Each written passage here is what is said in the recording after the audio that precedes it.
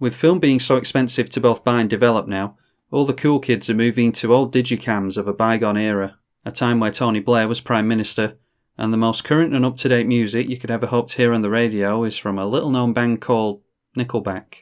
Some claim that these cameras with a CCD sensor have a certain look to them, so I venture forth to find out if that's the case.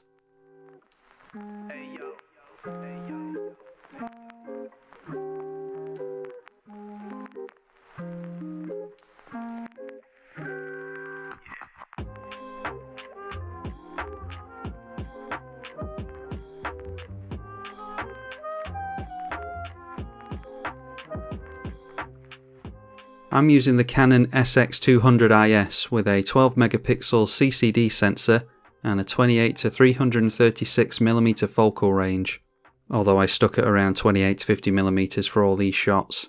The aperture is variable as you would expect at 3.4 to 5.3, so not a fast lens by any means, but this camera only costs around £30, so it's an easy way to get yourself into the CCD Cool Kids Club. We were visiting some friends of ours and went to a local park together. You won't see them on camera because they're not narcissists. Unlike someone I could mention. It was nice to catch me off guard with that. Like a B-roll ninja. That's me, that's what they call me. There's no post-processing done to these photos. I haven't so much as straightened them, because there's nothing wrong with being a little bent sometimes. At least that's what my gay friend keeps telling me. He also keeps resting his hand on my thigh, which is weird.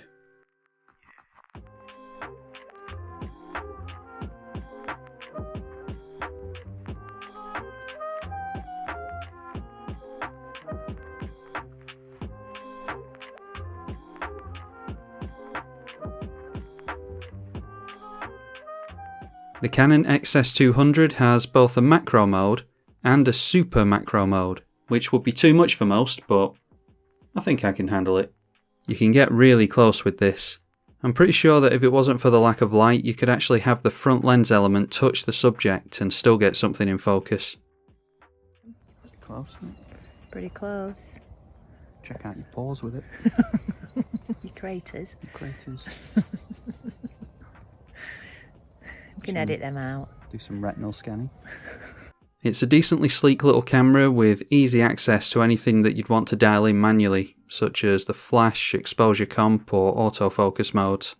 There's aperture and shutter priority as well.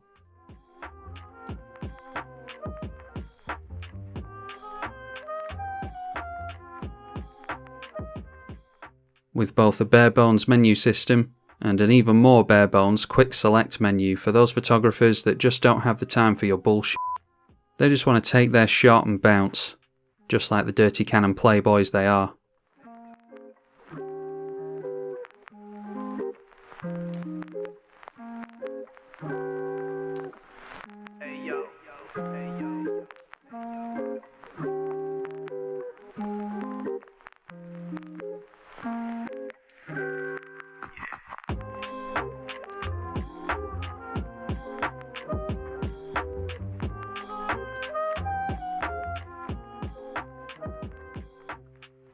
I was hoping for some beautiful light this evening and the Canon gods from up on high delivered. Although with the long shadows and the low sun comes the inability for me to see what the f*** I'm doing on the back of these old digicams. If you think these shots are awful, it's only because I couldn't see what I was doing, and for absolutely no other reason that I can think of. I was intrigued by what I was promised was crazy golf, but can only be described as barely golf. I can honestly say that I could make a better crazy golf course out of Play-Doh than this.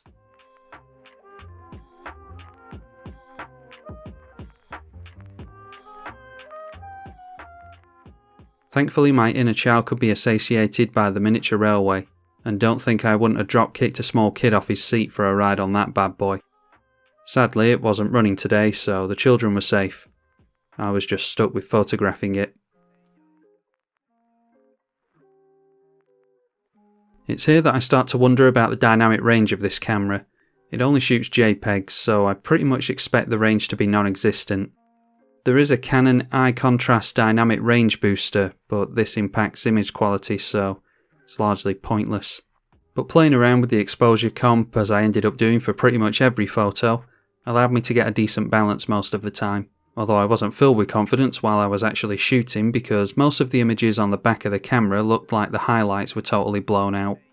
I appreciate that this can be a look for film and CCD shots, and maybe I should just embrace that, but I like to go against the grain whenever I can. That's why cats always attack me, because I like to stroke them backwards.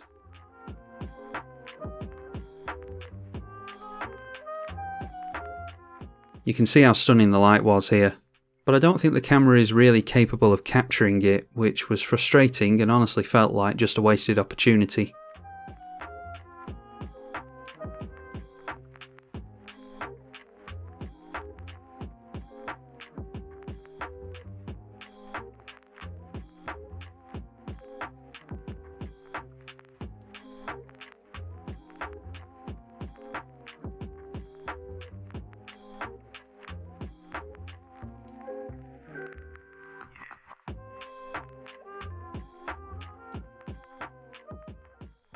Here's an example of what moving the exposure dial around can do, as the camera typically doesn't choose the right exposure in these high contrast situations.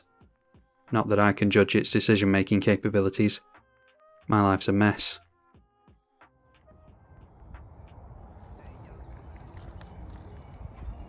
Lack of dynamic range is annoying. I don't even know which lens to look in.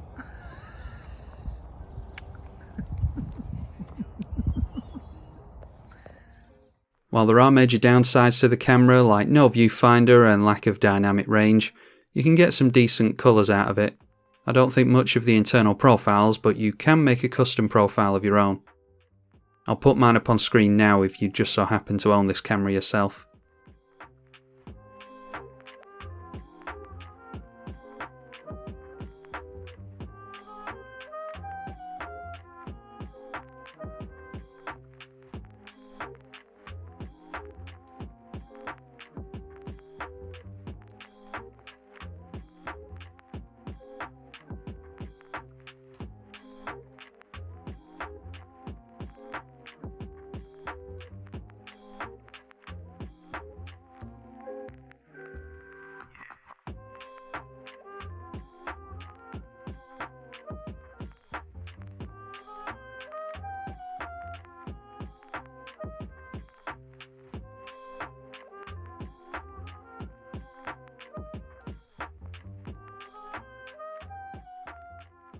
All in all, I can't say I enjoyed using the camera that much, to be honest.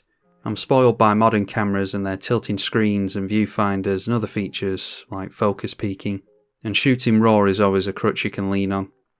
But it is an impressive camera considering it's an old point and shoot, and you'd struggle to find fault with the images as long as you're shooting in broad daylight. The autofocus was really good as well. In fact, I don't think it ever missed once.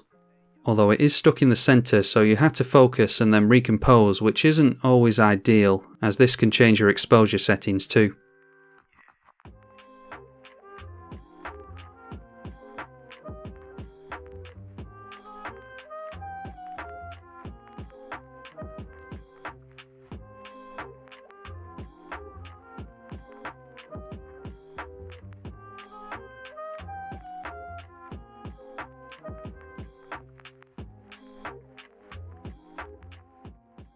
All in all, the camera's great for a point and shoot, but you can't expect too much out of it.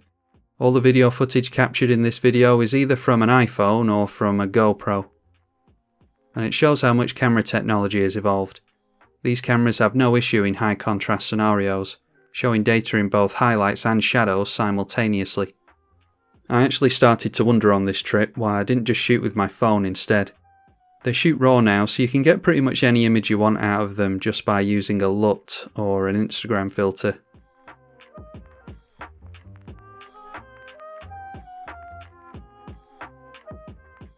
But I think the look of CCD and film shots isn't always in the quality of the shot from a technical perspective. In fact, it's often the opposite. These shots are regularly special because of their imperfections. Like I said before, a lack of dynamic range can be a look that you just go with. And I did enjoy shooting the Canon SX200 a little more once I stopped hoping I could make it something that it simply isn't.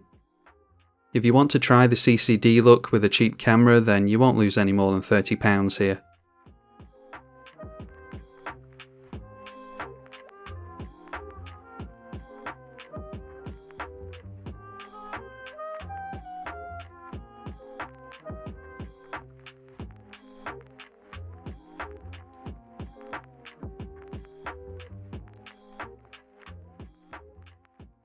I messed around with the profile and exposure settings on these images in camera, and I don't think they have any particular kind of look to them, to be honest.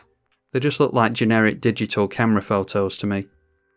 I didn't expect much from an old digicam, but I was kinda hoping to have the whole CCD myth confirmed to me. Maybe I just have to try another camera.